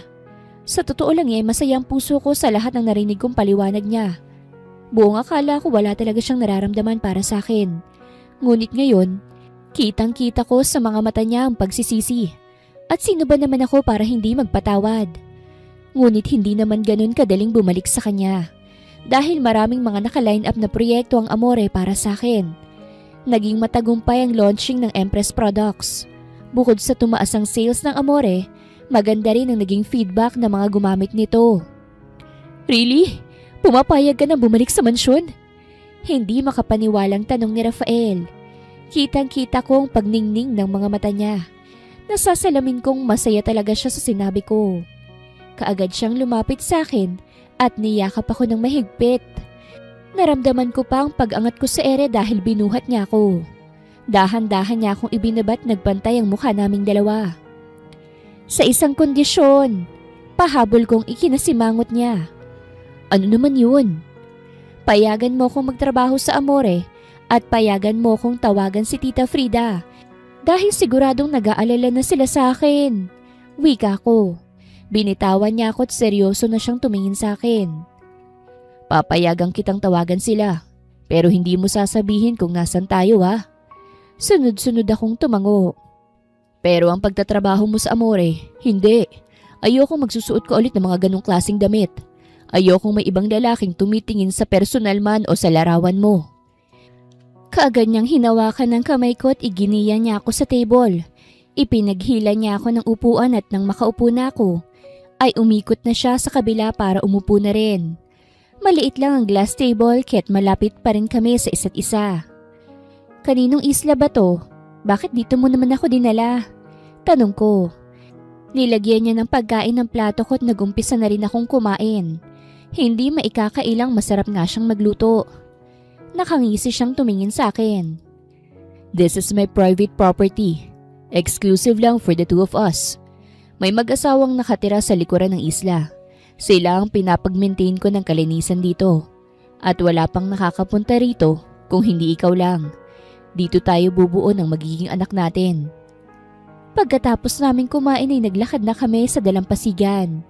Pinagmamasdan namin ang paglubog ng araw at ang magandang formation ng mga ulap sa langit habang nakatayo at nakayakap lang siya sa likuran ko. Masarap sa pakiramdam. Tahimik. Ito yung lugar na magkakaroon ka ng peace of mind at malayo sa kahit anumang ingay sa syudad o mga tao sa paligid. Bukod doon, masarap din pakinggan ang paghampas ng alon sa dalampasigan. Para itong musika na nag-aalis ng mga bagabag, hindi lang sa isip, pati na rin sa puso. Angela, sambit niya habang nakayakap pa rin sa akin. Mahigpit ang hawak niya sa kamay ko, kahit nakakulong na ako sa harapan niya. Ano yun? Uuwi na ba tayo? Sagot ko. Ipinihit niya ako paharap sa kanya. Uuwi? Ayaw mo na ba akong kasama? Diba, tinawagan mo sila. Ano pang Nagulat siya nang bigla ko siyang halikan sa labi. Ang dami niya kasing sinasabi. Why did you kiss me? Kunot noong tanong niya. Ayaw mo ba? No, bakit smack lang? Napakamot ako ng bahagya sa ulo. Bakit? Ano ba dapat? Tanong ko. Napakagat ako sa ibabang labi dahil para akong kinakabahan sa pagtitig niya. We're not teenagers anymore. So, what do you mean? I want more than that. Hindi na ako tumutol nang buhatin niya ako mula sa dalampasigan papunta sa White House. Sa bukana pa lang kami ng bahay ay tanaw ko na ang nakasinding kandila sa daraanan namin. Anong meron? Nagtatakang tanong ko sa kanya. I want to make this night special for the both of us. Nakangiting wika niya. Hinayaan ko na lamang siya dahil na-excite na rin ako at halo-halo ng emosyong nararamdaman ko. Pagpasok namin sa loob ng bahay ay nagkalat ang talulot ng kulay pulang rosas. Hindi niya pa rin ako binababa hanggang makarating kami sa dining area. Bumungad sa akin ang maraming bulaklak sa paligid. Maayos namang nakaset up ang mesa at ang pagkain. May wine pang kasama.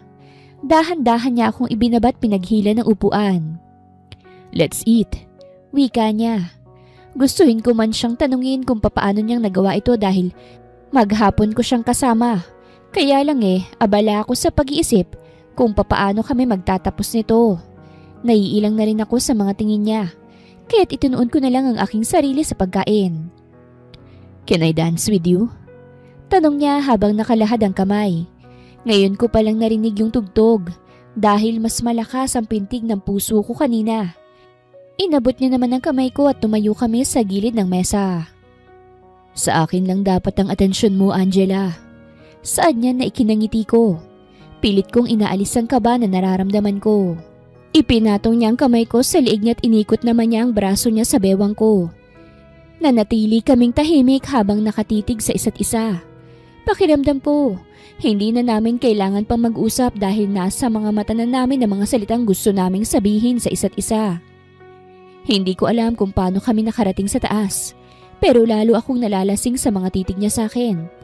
Nasa kwarto na kami nang maramdaman ko ang pagkalas niya ng tali sa damit ko. Ramdam ko rin ang paghagod ng kamay niya sa likod ko, kaya't napapikit ako. Nakatulong ang mga rosas at kandila para mas maging romantic ang ambience ng buong kwarto. His hands started to trail my body. Bawat daanan ay nagbibigay ng kakaibang init sa aking katawan. Dahan-dahan niyang hinihiga ang katawan ko like a fragile crystal. Gusto kong magalit sa sarili ko dahil nakalimutan ko ang unang gabi nating dalawa. Pero ngayon, babawi ako at sisiguraduhin ko sa iyong hindi mo makakalimutan ang gabing to.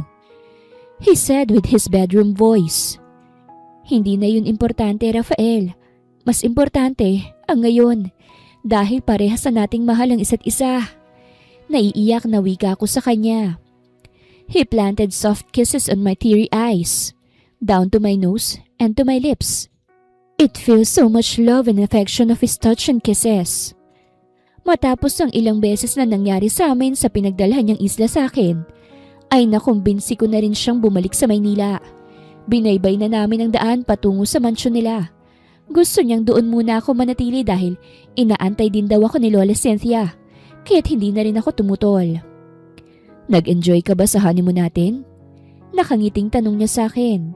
Hindi ko tuloy maiwasang pamulahan ng pisngi. Sa ilang beses na may nangyari sa amin, 2 araw lang ang tinagal namin doon dahil marami rin naman siyang trabaho.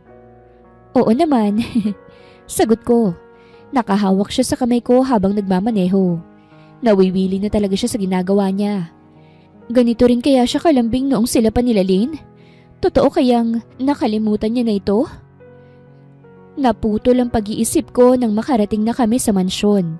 Nasa bukana pa lang kami ay lumabas na si Lola Cynthia. Hindi ko maiwasang maiyak nang lumapit siya sa kotse at antayin ang pagbaba ko. Kaagad niya akong sinalubong ng yakap. Mabuti naman at umuwi ka na rito, Apo. Matagal ka na naming hinahanap ni Rafael eh. Bakit hindi mo man lang ako tinawagan? Wika niya habang nakayakap sa akin. Sorry po, Lola. Hindi ko rin po inaasahan na ganito ang mangyayari eh. Naguluhan lang po ako't nasaktan kaya mas pinili ko pong lumayo. Pagtatapat ko sa kanya. Kalimutan na natin yon. Ang mahalagay nandito ka na ulit at buo na ulit ang pamilya natin. Maagang pa-birthday ito para sa akin. Naiiyak na wika ni Lola. Sinabi na rin sa akin ni Rafael ang birthday celebration ni Lola 2 araw mula ngayon. Magiging magarbo nga daw ito at sa hotel gaganapin. Kaya't ito rin ang rason kung bakit kami umuwi kaagad. Kumain na tayo bago pa lumamig ang pinahanda ko para sa iyo. Nakangiting wika ni Lola. Hindi pa rin siya nagbabago. Napakabait pa rin niya sa akin kahit nagawa kong iwan ang kanyang apo. Ngunit alam naman niyang dahilan kaya't hindi rin niya ako masisisi. Ipinaghila ko ni Rafael ng upuan pagkatapos sayang lola niya. Pinagmasdan ako ni Lola at nakangiti siya habang tinititigan ako. Bakit ganyan po kayo makatingin kay Angela, La? Nagtatakang tanong ni Rafael. Wala lang. Ang laki na kasi na ipinagbago niya eh. Marunong na rin siya sa table etiquette. Masaya ako, Apo, dahil umuwi ka na rito. Nagkaroon na ako ng pag-asa na maaabutan ng magiging apo ko bago ako mawala sa mundong ito. Sambit niya na ikinasamid ko, kaya't agad akong uminom ng tubig. Parehong-pareho talaga sila ni Rafael. Gustong-gusto na nilang magbuntis ako kagad. Are you okay, Angela? Tanong ni Rafael. Ngumiti lang ako at tumango sa kanya. Don't worry, Grandma. Kaya nga hindi ko siya inuwi rito kagad para makabuo na agad kami. Mahigpit niyang hinawakan ng kamay ko, kaya nahiya tuloy ako kay Lola. Pero halata namang masaya siya na nakita niya ako ulit at ganun din naman ako. Hindi ko pa rin makakalimutan ang kabutihang loob niya sa akin. Dito ka na ba titira, Apo? Of course, Grandma. Kung nasa ng husband, dapat nandun din ang wife. Sagot niya. Kung hindi pa kita pinigilan na wag mong ituloy ang annulment, siguradong hindi mo na siya asawa ngayon at hindi mo na sana siya mababawi pa. Grandma, kahit natuloy ang annulment namin, babawiin ko pa rin siya at iuuwi ko siya rito. Sagot niya. Hindi ko alam na ganito pala ako kagusto ni Rafael. Hindi ko kasi nakita sa mga mata niya yun noon. Ang alam ko lang, galit siya sa akin at sila Lane ang mahal niya. Nalulungkot ako sa pagkawala nila Lane pero siguro ito talaga ang tadhana niya. Naisip ko tuloy papaano kung gumaling siya. Papaano kung hindi na-realize ni Rafael na mahal niya ako. Papaano kung walang nangyari sa amin? Sabay na tayong maligo, mahal. Wika niya nang maipasok na ang lahat ng gamit namin. Mauna ka na, sagot ko. Pero nginisihan niya lamang ako.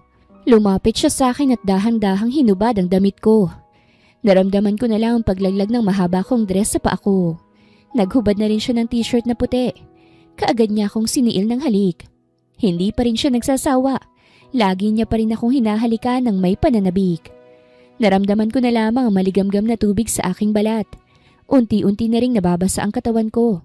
Sa sobrang bilis ng kamay niya, hindi ko na namalayan ang pagtanggal niya sa panloob kong saplot.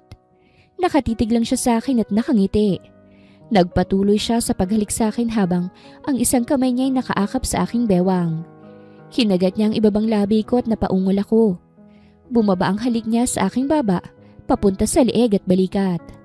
Hinalikan niya ako ulit sa labi bago kami tuluyang naligo. Siya na rin ang nagsabon sa aking hubad na katawan. Kinabukasan ay sumabay na ako kay Rafael. Tinawagan kasi ako ni Tita Frida na kailangan niya akong makausap ngayon. Kaya walang nagawa si Rafael kung hindi ang ihatid ako sa Amore. Susunduin kita mamaya, okay? Wika ni Rafael nang makababa na ako sa harapan ng Amore Building. Hinalikan niya muna ako sa labi bago siya umalis. Kumaway pa ako sa kanya bago ako pumasok. Kaagad akong pumasok sa elevator at pinindot ang 35th button papunta sa office ni Sir Augusto dahil nandun kasi si Tita Frida. Nang makarating na ako ay marahang katok ang ginawa ko. Marinor! Isang mahigpit na yakap ang sinalubong niya sa akin. Hinahaplos niya ang aking buhok at nag-umpisa na siyang humagulgol habang yakap niya pa rin ako. Anak! Ang tagal kitang hinanap. Humihikbing wika niya. Anak? Naguguluhang tanong ko. Lumayo siya sa akin at ginagap ang kamay ko. Patawarin mo ako. Malaki ang naging pagkukulang ko sa iyo, anak. Kung alam ko lang na dito ka dinala ng ama mo bago siya namatay, naging madali sanang lahat eh. Patuloy na wika niya na lalong nagpagulo sa isip ko. Nabaling ang atensyon ko kay Mother Yvette na nasa likuran niya. Ano po bang ibig niyang sabihin, Mother Yvette? Frida, mas mabuting ipaliwanag mo ng maayos kay Angel ang lahat. Lalabas muna kami para makapag-usap kayo ng maayos. Paalam niya sa amin. Umalis silang lahat at kami na lang ni Tita Frida ang naiwan sa kwarto. Marinor, ikaw ang anak ko na matagal ko nang hinahanap. Wika niya na ikinagulat ko. Tita, hindi ko po kayo maintindihan. Kinakabahang sambit ko sa kanya. Marinor, sanggol ka pa lamang noon nang isama kang itakas ng ama mo. Iniwang kita sa pangangalaga niya dahil naghahanap buhay ako. Hindi ko alam na sangkot pala siya sa drugs at iba't iba pang uri ng iligal na gawain. Isang araw nang umuwi ako sa bahay natin ay wala na kayo. Ang sabi sa akin ng ibang nakakita sa ama mo, balisa raw siya nang umalis kaya't kinutuban na ako. Ilang araw ko kayong hinahanap, Marinor. Hindi ko inisip ang pagod at gutom, mahanap ko lamang kayo sa buong lungsod. Hanggang sa matagpuan ko na lamang ang bangkay ng ama mo sa tabi ng daan dahil sa mga kakilala namin na nagdala sa akin sa kinaroroonan niya. Pakiramdam ko'y pinagsakluban ako ng langit at lupa, anak. Sobrang sakit sa akin lalo pa nang nadagdagan ng sakit ang nararamdaman ko. Nang tuluyan na kitang hindi mahanap. 3 buwan ka pa lang noon kaya't nahirapan akong tanggapin ang lahat. Ang pagkawala ng ama mo at ang walang kasiguraduhan kung buhay ka pa ba. Walang araw. Walang araw at oras kung iniisip kung nasa mabuti ka bang kalagayan. Kung may gatas ka bang dinedede. Kung humihinga ka pa ba tumiiyak dahil walang inang yumayakap sa'yo. Sumuko akong mabuhay, anak.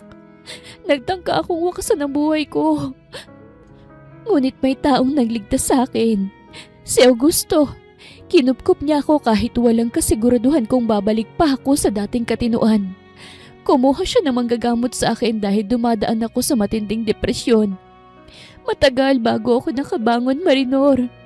Matagal bago ako gumaling pero sa awa ng Diyos, binigyan niya ako ng dahilan para mabuhay muli. Nang ipinagbuntis ko si Athena ay unti-unti kong inayos ang sarili ko. Nagpakasal kami ni Augusto at dinala niya ako sa abroad. Sinimulan kitang hanapin ulit kahit wala akong kasiguraduhan kung makikita pa kitang muli. Kumuha ako ng magaling na investigador para lang mahanap ka. 3 taon nang ginugulkot lahat ng impormasyong nakuha namin ay itinuro ang ampunan. Kaya't umuwi kami agad at pumunta sa ampunan upang kumpirmahin ang lahat ng nakuha naming lead. Napahagulgol siyang muli habang ikinikwento niya sa akin ang lahat at hinayaan ko lang na pumatak ang mga luha ko. Hinayaan ko lang na matapos siya at marinig mula sa kanya ang gusto ko ring marinig. Kung totoo man ang hinala ko. Nang makausap ko si Mother Yvette, nakumpirma kong ikaw ang nag-iisang batang dinala nung araw na yon at iniwan sa labas ng bahay ampunan. Ikaw ang anak ko, ang pinakamamahal kong anak. Patawarin mo si nanay. Patawarin mo ako dahil hindi ka lumaki sa kalinga ko. Kung alam mo lang anak, kung alam mo lang kung paano akong nagdusa sa kakaisip sa iyo anak ko. Umiyak lang siyang muli sa harapan ko. Ramdam ko ang hirap ng kalooban niya, pati na rin ang pagsisisi sa lahat ng nangyari. Alam ko, hindi niya gustong magkahiwalay kami. Naramdaman ko ang labis niyang pangungulila sa akin. Anak, pataw... Ma, sambit ko. Walang tigil ang pagluha ng aking mga mata. Buong pagmamahal niya akong niyakap. Oo, nagtanim ako ng sama ng loob sa kanya dahil hindi ko alam ang dahilan kung bakit niya ako iniwan. Pero ngayon, na narinig ko na ang lahat handa na akong pakawalan ng sakit ng pag-iwan niya sa akin. Hindi niya kasalanan ng lahat at naging biktima rin siya ng kagaya ko. Kaya sino ba naman ako para hindi siya patawarin? Pinapatawad ko na po kayo. Sambit ko. Mas mahigpit pa niya akong niyakap. Pumasok na rin sila Athena at si Sister Sandy at Mother Yvette. Naluluha silang pagmasdan kaming dalawa. Nakiyakap na rin si Athena sa amin. Ramdam ko ang pagtanggap mula sa kanya. Hindi ko akalain na nakilala ko na pala ang aking tunay na ina. Kaya pala gano'n na lamang kagaan ang pakiramdam namin sa isa't isa. Lumipas na ang sakit at napalitan na ito ng kaligayahan. Mas nagkaroon ng kulay ang buhay ko. Hindi lang dahil sa pagtatagpo ng aking tunay na pamilya. Kung hindi dahil makalipas ang ilang buwan ay nagbunga ang pagmamahala namin ni Rafael. Alam ko, nag-uumpisa pa lang kaming dalawa. Alam ko na marami pa kaming pagsubok na haharapin. Pero hindi ako natatakot dahil alam kong hindi niya ako pababayaan. Magiging sandalan namin ang isa't isa upang malampasan ng magkasama ang lahat ng pagsubok para sa amin. Mabilis na lumipas ang 7 buwan at kabuanan ko na. Naging maalaga si Rafael sa akin. Para na akong baby kung ituring niya. Every pregnant woman deserves to be treated like a fragile woman. Kinakabahan man ako. Alam kong nandyan si Rafael at hindi niya ako pababayaan. Nagising ako kinabukasan dahil sa sakit ng tiyan. Kaagad kong ginising si Rafael. Pakiramdam ko kasi malapit na akong manganak. Nararamdaman ko na ang pagsakit ng balakang ko. Rafael!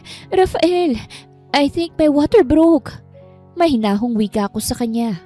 Bahagya siyang gumalaw at lumingon sa akin na namumungay pa ang mga mata. Do you want water? Tanong niya sa akin habang pilit na idinidilat ang mga mata niya. No! I said manganganak na ako, dalhin mo na ako sa ospital. Napabalikwas siya ng bangon dahil sa impit na sigaw ko.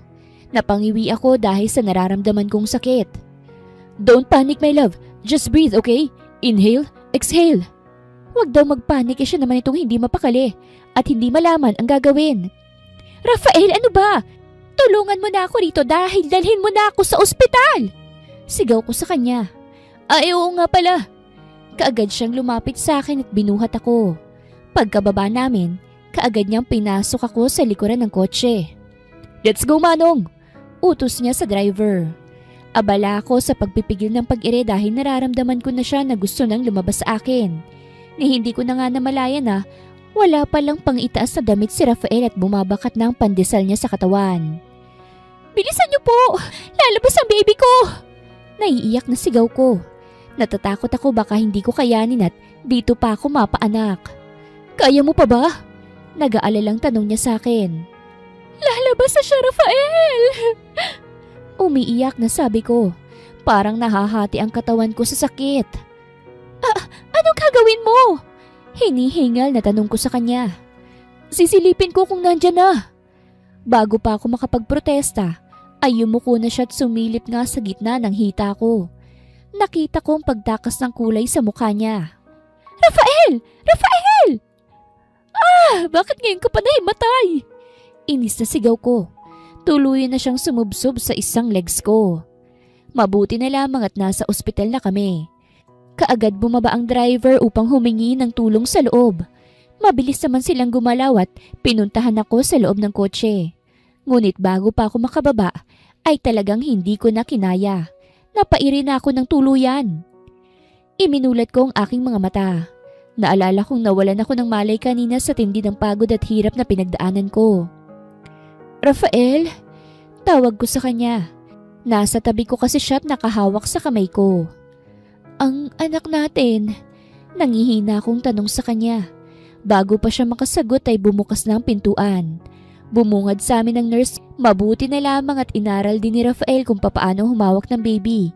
Kaya't hindi na siya nahirapan pa nang iabot sa kanya ito. She's so beautiful like you, my love. Sambit niya habang pinagmamasta ng maliit na mukha ng baby namin. Thank you for your sacrifices and for bearing my child. Pinahid ko ang luha na pumatak sa mga mata niya. Wala yun, pero sana naman next time huwag ka nang mahihimatay Paalala ko sa kanya na ikinangiti niya. Sa nakikita ko sa kanya, sigurado akong magiging mabuti siyang ama. Hindi man ibinigay ng Diyos ang lahat ng hiniling ko, ngunit higit pa ron ang ipinagkaloob niya para sa akin. Ang matagpuan ng tunay kong ina at magkaroon ng pamilya, mapagmahal na asawa at napakagandang anghel na biyaya sa amin ng Diyos. Wakas!